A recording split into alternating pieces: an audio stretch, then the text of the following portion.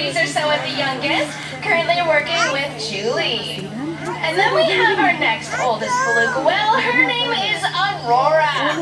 Aurora is over here on the right-hand side of the habitat.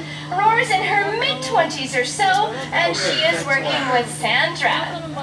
Then we have Aurora's daughter. Her name is Keela. She's on the far left-hand side, giving you a wave. She's about 16 years old, and she was born right here at the aquarium.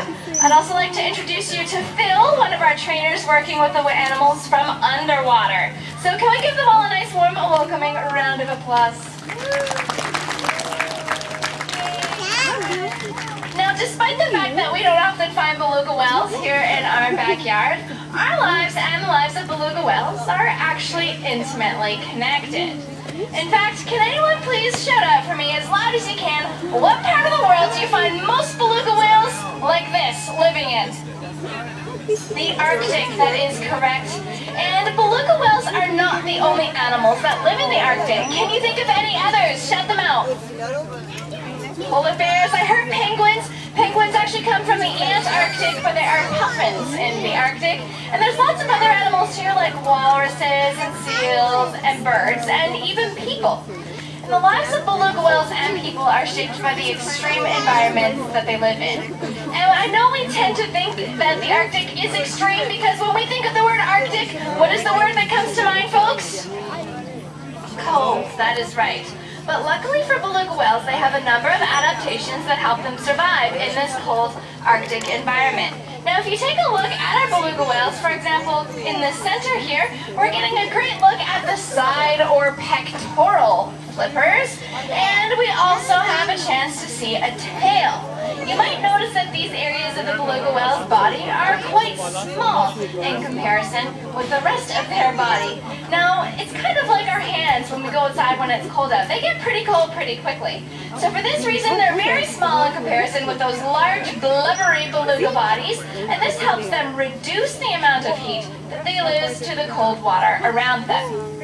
So beluga whales are definitely well suited, and just because their tails are small doesn't mean that they're not actually powerful. In fact, they are capable of getting most of their body right out of the water, like we just witnessed with Aurora.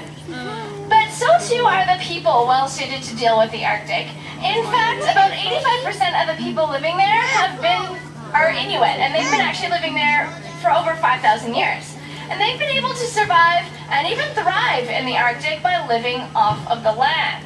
In fact, Inuit rely on beluga whales as a source of vitamins and nutrients. In fact, they get the same vitamins and nutrients from that beluga whale's blubber layer that you can certainly see from underwater, and perhaps we might get a chance to see that blubber layer from above the water as well.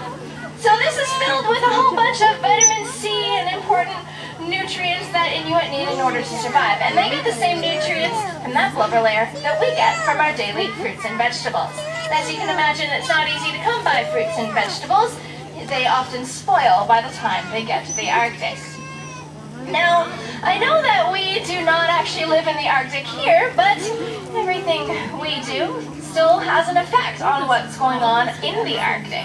In fact, every single time we use energy, we create carbon. And this carbon goes into our atmosphere and it creates a blanket surrounding our planet. Well, this is causing our planet to warm up and change. In fact, there's a whole lot of ice in the Arctic, and it is melting a lot faster and reforming a lot slower. Now, this is definitely an interesting situation because the sea ice is where the sea ice algae lives. And the sea ice algae is the basis of the Arctic food chain. Because invertebrates come to eat the sea ice algae, fish come to eat the invertebrates, and animals like these incredible beluga whales come to eat those fish. If we have less ice, that means we have less sea ice algae, and so on, all the way up the food chain. So this is definitely one interesting effect of this potential climate change that we are seeing going on in the Arctic. However, I know we don't live in the Arctic, but large cities actually create a lot more carbon than that of smaller Inuit communities. But interestingly enough, there is a small population of about 1,000 beluga whales that lives kind of sort of close to Canada's 2 largest cities. So, quick geography pop quiz for everyone here. What are Canada's 2 largest cities?